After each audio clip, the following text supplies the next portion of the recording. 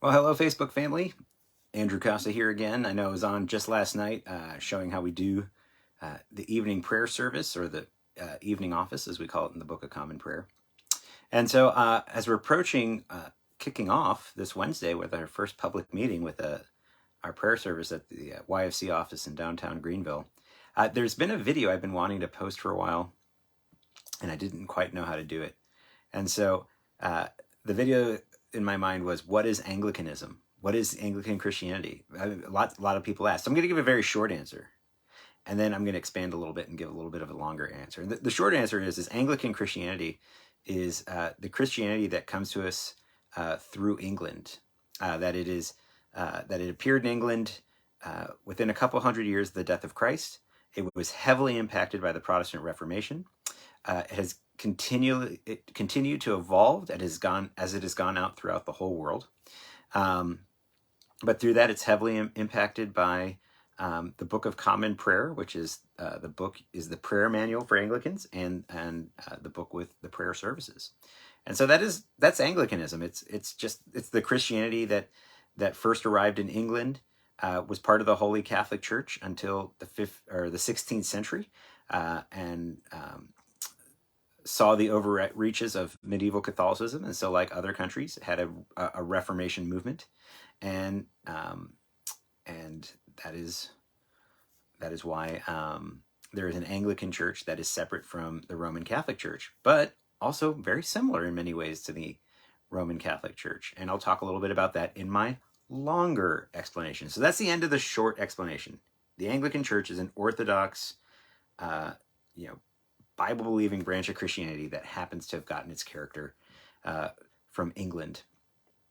And that's why it's Anglican, Anglican. All right, so now the longer answer.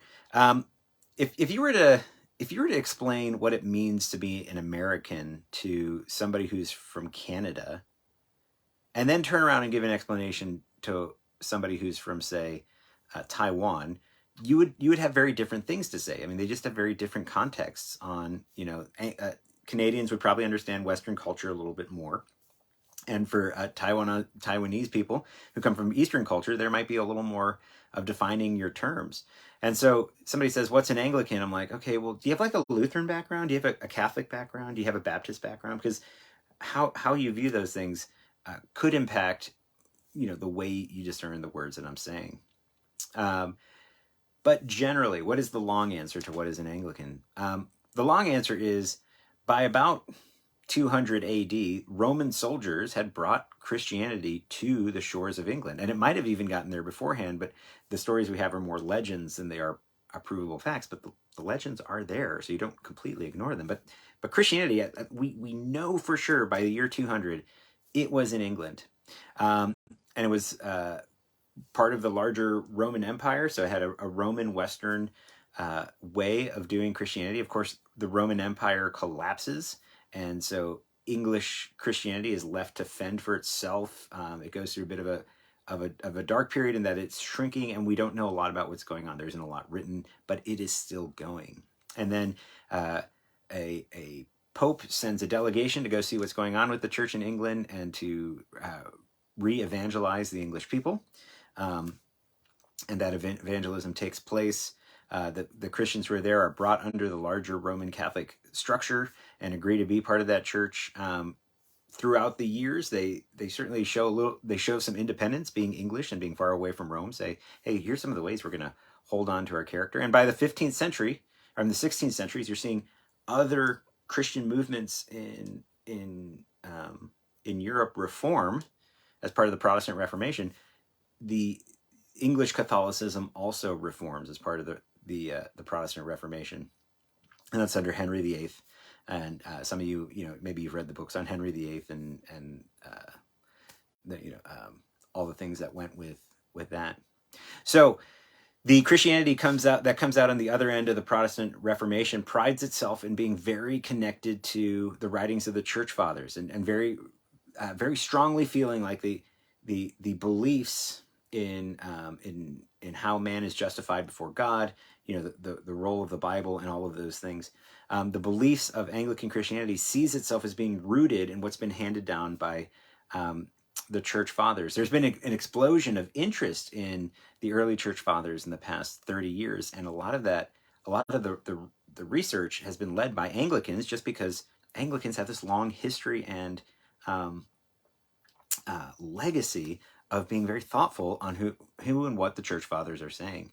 And so Anglicans see themselves as being Catholic in that they're holding the Catholic faith given to us by the church fathers, and then they see themselves as Reformed. That is, the ways in which the Catholic faith was evolving in the Middle Ages, and not evolving in a good way, but evolving in a bad way. That the Catholicism that England held is also a Reformed Catholicism that holds to the biblical views of salvation by grace alone through faith alone. The Scripture as the final authority on all matters of faith and doctrine. That the slogans of the Reformation, so by faith alone, grace alone, through the Scripture alone, Christ alone, for God's glory alone, these 5 alones or 5 solas, those very much impact the way Anglicans view themselves and the belief system of England. I mean, it is a Protestant denomination, but it still holds on to that word Catholic because it holds the broadly believed Catholic faith of early Christianity. And so, if you were to come visit an Anglican church meeting, that is, if you were to come on Wednesday night and be part of the prayer meeting, we are going to pray portions of the Scripture. We're going to use a lot of Psalms. We're going to read from the Holy Scriptures. The different readings of the prayer service will be from the Holy Scriptures. The places where things are not of the Scripture, like we end with the prayer of St. John Chrysostom. But St. John Chrysostom is revered by Protestants, Catholics, Eastern Orthodox as being one of the great saints and great thinkers of early Christianity. So Anglicanism doesn't necessarily have the problems of some other branches of Christianity where, you know, they have these prophets from outside of Orthodoxy that really impacted. Anglicanism doesn't have that baggage with it. It is just, it's a little bit foreign here in the Midwest because there just are not as many Anglicans in the Midwest as there is, say, on the East Coast or even in England, where, you know, the king of England is the head of the Anglican Church in England, or the Queen before she died, God rest her soul. You know, Anglicanism is very big around the world. The average Anglican is a 30-year-old woman in Africa who's raising children, right? Like, it's very big in Africa, like a lot of American denominations. There's been a lot of growth. And so Anglicanism is an international movement, even though its name holds the character of England. And so I thought it'd just be fair to sit down and say, if somebody say, what is Anglicanism? Well, it's not foreign. It's not strange. If you grew up around Christianity, like the 39 articles of religion of the Anglican Church, if you were to read them, you'd say, oh, this is basic Christian belief. And if you read the 39 articles, we think of those first 8 articles on the Trinity, on the role of the creeds, on the role of the Bible, that those first 8 articles of religion in the 39 articles of religion, they are what you call the Catholic ones, because they're shared by Catholics, Protestants, and Orthodox. So it's believed universally by the whole Church Catholic. And then the articles that come after it are more and more Protestant, where they talk about salvation by grace alone through faith alone, or they talk about communion, and they have a more Protestant view of communion than, say, your Catholic neighbor might. But it's basic Orthodox Christianity. And I thought that would be fair to say. And maybe I'll put a link in the bottom to the 39 articles if you want to review it. All that being said, just a reminder, Wednesday night, we are going to have our inaugural church prayer meeting, 6 o'clock at the YFC office in downtown Greenville. I'll even bring a little food. We're going to pray the evening office. And so I hope that you would come join us if that's something you want to do, and look forward to seeing some friends there. Otherwise, I'm going to sign off and say, have a great day, everybody. So long.